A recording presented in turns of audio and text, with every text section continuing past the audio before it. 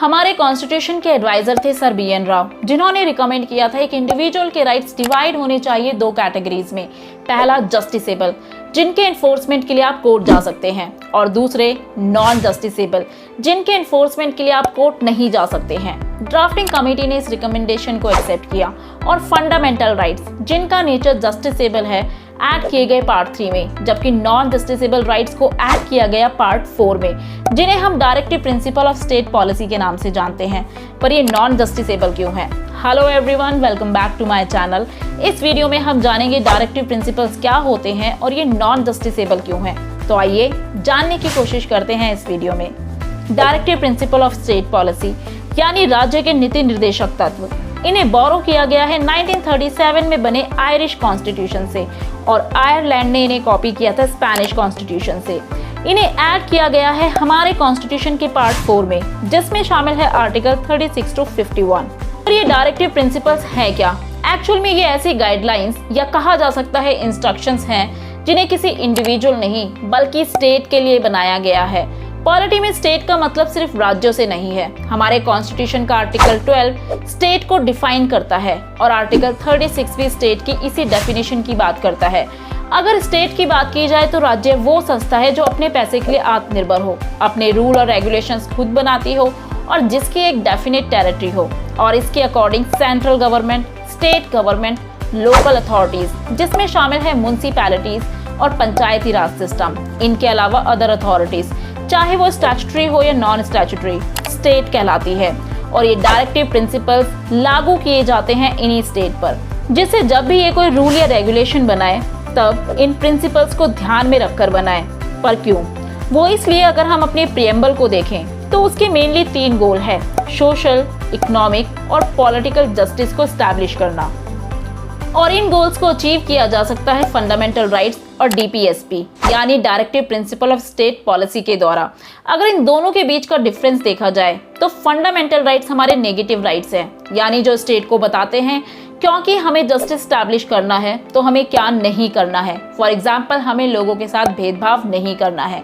But DPSP हमारे positive rights हैं, जिनसे ये पता चलता है कि स्टेट को जस्टिस इंप्लीमेंट करने के लिए क्या क्या करना चाहिए, जैसे कि एक जस्ट सोसाइटी बनाने के लिए सोसाइटी में रिसोर्सेज का इक्वली डिस्ट्रीब्यूट होना। फंडामेंटल राइट्स बात करते हैं पॉलिटिकल जस्टिस की, जबकि DPSP ज्यादा कंसर्न है सोशल और इकोनॉमिक जस्टिस की तरफ, जैसे कि आर्टिकल 37 जो कहता है DPSP नॉन इन्फोर्सेबल राइट है, बट हमारी कंट्री के गवर्नेंस के लिए फंडामेंटल सोर्स है DPSP, और इसीलिए स्टेट को नया लॉ बनाने से पहले इन्हें फॉलो करना होगा, यानी इन्हें इम्पोज करना स्टेट की एक मोरल ऑब्लिगेशन है।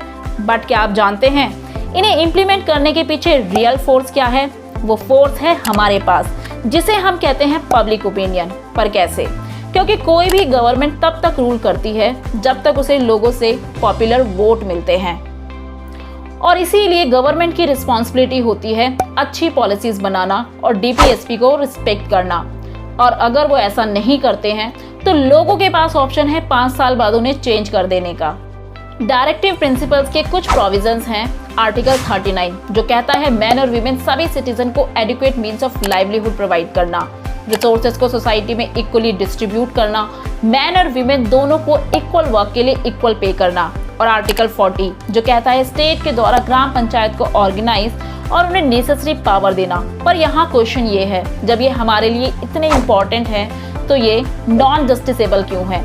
यानी क्यों हम इनके एनफोर्समेंट के लिए कोर्ट नहीं जा सकते हैं? वो इसलिए, जब हमारा देश आज़ाद हुआ और जब हमारा कॉन्स्टिट्यूशन बनाया गया तब सभी फैक्टर्स को देखते हुए कुछ ऐसे राइट्स को बनाया गया जिनको उसी वक्त इन्फोर्स करना ज़रूरी था, और कुछ ऐसे राइट्स भी थे जिन्हें इन्फोर्स करने के लिए ज़रूरी था हमारी कंट्री का और ज़्यादा डेवलप होना। और इसके 3 मेन रीज़न थे।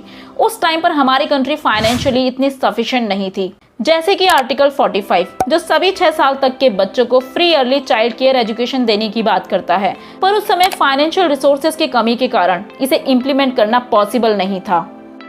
पर जैसे ही हम थोड़ा डेवलप हुए, हमने 86 कॉन्स्टिट्यूशनल अमेंडमेंट के थ्रू पार्ट 3 में ऐड किया आर्टिकल 21A जो देता है 6 से 14 साल तक के बच्चों को फ्री एजुकेशन। नंबर 2, हमारी कंट्री की वास्ट डाइवर्सिटी और बैकवर्डनेस की वजह से इन्हें इंप्लीमेंट करने में कई तरह की डिफिकल्टीज थी।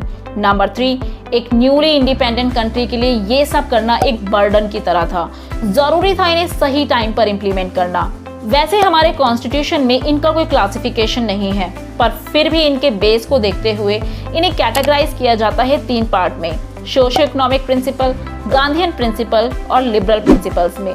ये थे हमारे कॉन्स्टिट्यूशन के पार्ट 4 में ऐड किए गए डीपीएसपी। पर अगर आप जानना चाहते हैं अपने पार्ट 3 में ऐड किए गए फंडामेंटल राइट्स के बारे में, तो आप इस वीडियो पर जाकर देख सकते हैं। आई होप आपको डीपीएसपी समझ आए होंगे और वीडियो पसंद आई होगी। ऐसे और वीडियोस के लिए do like, share and subscribe to my channel.